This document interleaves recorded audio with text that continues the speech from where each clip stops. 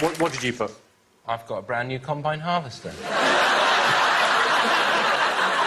Sorry, so can I just... So you thought the lyric, well, tonight, thank God it's them instead of you, was changed to... I've got a brand new combine harvester. He's a plagiarist. That really feels like they're rubbing it in. It's absolutely fine. You're so sensitive about these issues of taste and decency, Jimmy. It's absolutely fine. If it was about a famine campaign, yes, it would be insensitive to mention a combine harvester. Yeah. When it's a disease, it's fine. It's just chit-chat. I thought, genuinely, the lyric they replaced, thank God it's them instead of you, I thought was the most honest lyric in the whole song, because that's exactly what everyone in the West thinks about the fucked parts of the world, global issues. We think, you know, thank God the global issues tend to happen abroad.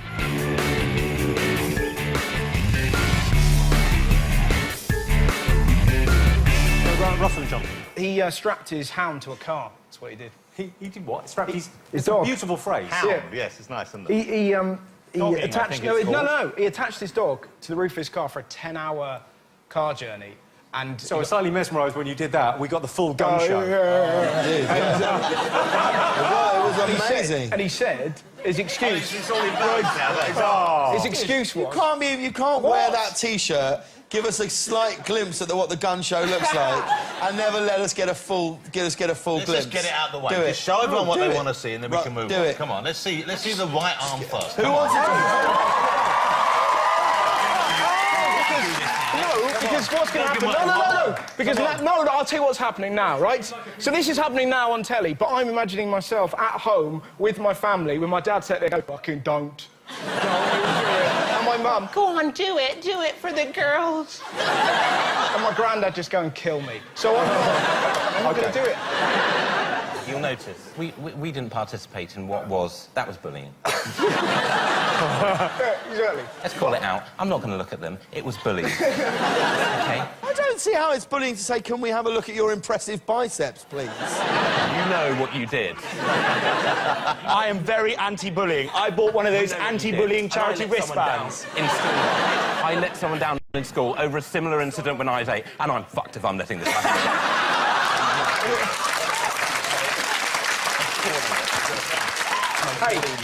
Hey, Rich. Because he didn't want to see him. A consensual gun show. A consensual gun show! The final of BBC's Bodyguard was watched by 17 million people. Due to a misunderstanding over language, some American viewers thought the two leads had an inappropriate relationship. Why? Does Home Secretary mean mother in American? You are so close to the right answer there. Ah. Just put incest. OK, next I wanted to know why some American viewers were confused about the relationship between two lead characters in The Bodyguard. OK, what have you gone for, Michelle? Incest. Dating. We said related. They were Well, related. that is the same deal, and you've gone with... We've put Baby Shark, but I said incest. That's the strangest sentence I've said. OK, so, yes, some Americans were confused because when he says ma'am, a lot of Americans thought he meant mum. So have a look at some of the tweets. The whole time I've been thinking David Budd in The Bodyguard has been saying mum, but it's ma'am. Thank God. Really made me think I was watching a show with a ton of incest in it. Incest's fine, it's just a ton of incest that's bad. It's when the incest becomes too heavy. Yeah. He did all his chores. That would have been a great strapline, wouldn't it? He's really done all his chores. Yeah. One final chore left to do. One more left.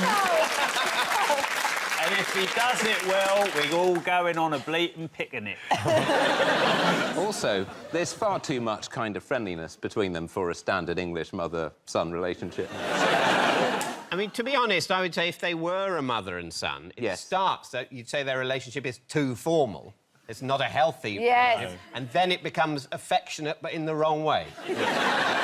Without an intervening period of a sort of healthy family dynamic. Yes. Yeah, sometimes you overcorrect and then you swing back. Yeah, they definitely overcorrect, don't they? That would be... Last night, I overcorrected your mum. Well overcorrected your mum last night, Jimmy. I overcorrected her in the car park behind the bins.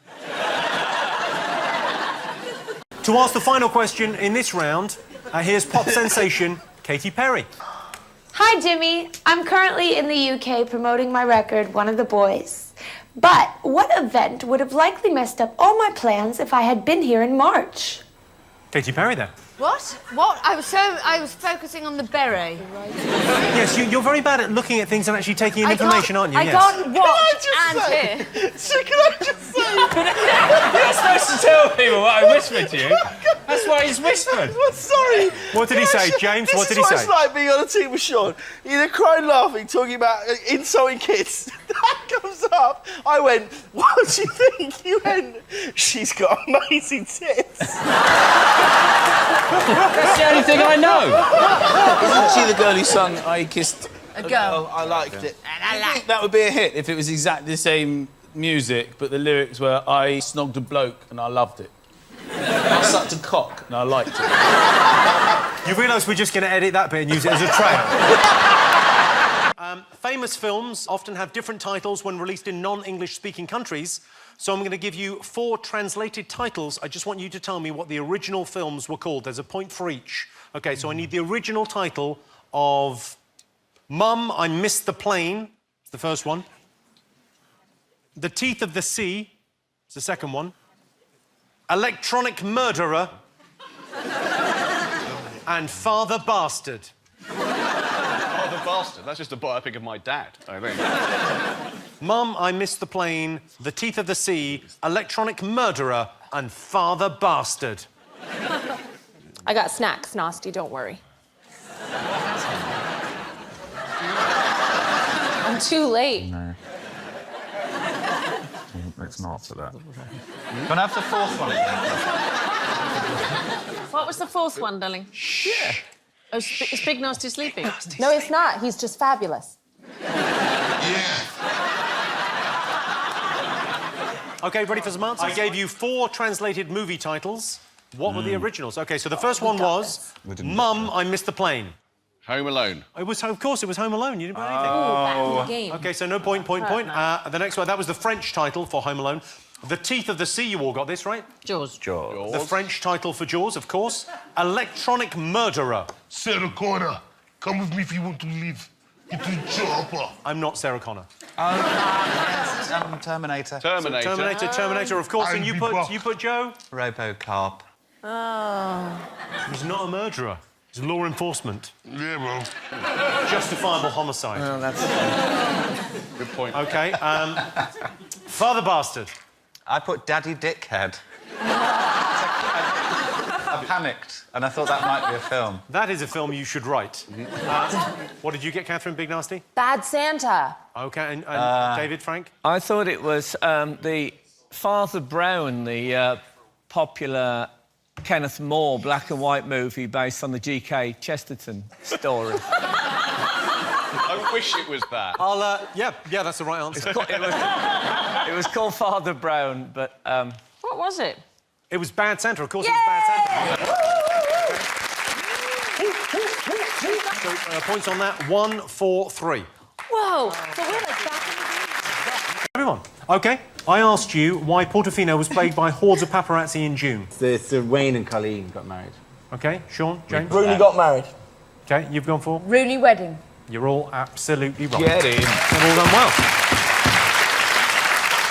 Is that Portofino? It looks like a right shithole, doesn't it? Look at Portofino. It just looks like a total dump. That looks like the Asda car park. That does look like an Asda car park. I don't know. Is that their wedding day? They got married in a little chef in Portofino. Portofino. That was a dreadful... That is a bit crazy. Scouse accent. Do it again. All right. What do you want me to say? What you just said. I think I'd like to challenge myself with another sentence. This is it, fucking Portofino. Hey, shit! Nothing, there's nothing here. There's a fucking railing in a truck. That's all right. Nice, that's OK, yeah. Railing in a truck. You would make an excellent scouser. You know what? You know the Liverpool footballers? They keep getting burgled by people in Liverpool. And there's like 8 or 9 of them now been burgled, and it's while they're playing. Yeah. I just love the fact that people are watching the telly going, hang on a minute, is this live? I've got an idea. It's not mad. Hear me out. You watch. I'm going around Stevie G's house. And then they burgle him until he gets substituted, and then they run back. Alan Sugar was hiring children. You're not allowed to hire children. No wonder the economy's fucked.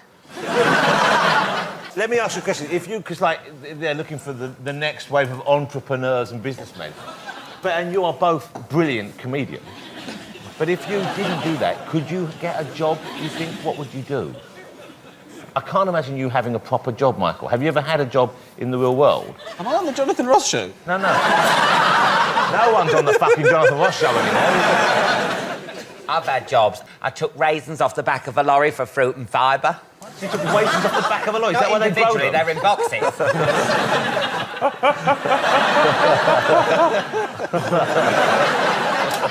I went through my lunch. Do you know what I would do if I wasn't what I do? I would like to marry people, like be a registrar. That's nice. I think it's a bigamist or something. I did work in a bakery for one day. But the boss went off, and when he came out, I was lying down eating cakes. The best thing about that is I know 100% absolutely true. I asked you what the lyric in Do They Know It's Christmas was changed to. Did you get this? I thought it was, thank God tonight it's just the flu.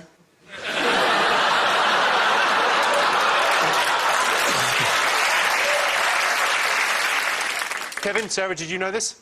It's a reaching out and touching a reaching out and touching you, or reaching out and touching your Ebola. It is reaching out and touching you. Well, tonight we're reaching out and touching you, which if someone's got Ebola is a terrible idea. It's literally the worst thing you can do. Yeah. It's literally the worst thing you can do. But, I mean, they're recommending it in a song, so fuck it, let's do it. Reaching out and touching your Ebola. That's my answer. But the song was more about raising money than to be a sort of treating Ebola mnemonic. But still, they could have said reaching out and, touching, near you. Reaching out and sort of... Tonight we're raising money. I don't know what that is. Yeah, What's that? Raising money, but physically distancing ourselves from you because, for fuck's sake, you've got Ebola. It's not as catchy what you just said, though, is it? It's not as... I couldn't say them all. I'll tell you what's catchy, Ebola.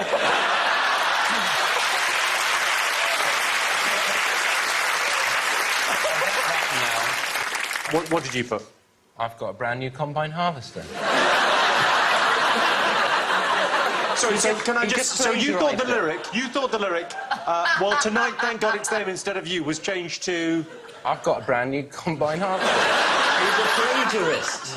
That really feels like they're rubbing it in. It's absolutely fine. You're so sensitive about these issues of taste and decency, Jimmy. It's absolutely fine. If it was about a famine campaign, yes, it would be insensitive to mention a combine harvester. Yeah. When it's a disease, it's fine. It's just chit-chat. No, genuinely, the lyric they replaced, thank God it's them instead of you, I thought was the most honest lyric in the whole song, because that's exactly what everyone in the West thinks about the fucked parts of the world, global issues. We think, thank God the global issues tend to happen abroad. Just to rack up the tension on the Big Fat Quiz of the 90s, I'm going to tell you we've got a gunge tank for the losers. We've got the actual Noel's house party gunge tank. No. Well, can we just lower the tension a bit by saying, go fuck yourself? Richard looks thrilled. You look super excited about this. We've got a gunge tank and you're behind, so buck up your ideas. I will kill you in your sleep. Who is weird? That is the original gunge tank from Noel's house party. And that's Jet as well. If I may, I'd like to speak on behalf of my fellow panelists, the losers, let's face it, OK? You were not consulted about the possibility of a gunge tank, were you? I still don't believe in it, Jonathan. It's right there. It's a gunge tank. There is one person here who clearly did know about the gunge tank. Of course I knew about the gunge tank. I booked the gunge tank. So I would turn now to the audience and ask as to whether you think the two harmless and charming... Well, no, they lost the quiz. They're going in the gunge tank. There's no two ways about this. Or should Jimmy Carr go in the gunge tank, ladies and gentlemen? Yes. Jimmy Carr in the gunge tank. Yeah. You should, Jimmy. You should, Jimmy. Why did you lose the quiz? You lost the quiz, Jimmy. Yeah. Jimmy Carr, I speak on behalf of the nation when I say you've taken so much, it's time to give back. I'm perfectly happy. I'm perfectly happy to be. I can't see what the big deal is, Richard. I can't see why. A big thank you to our amazing panel, all our panellists, and thank you for watching. This has been the Big Fat Quiz of the 90s. Good night.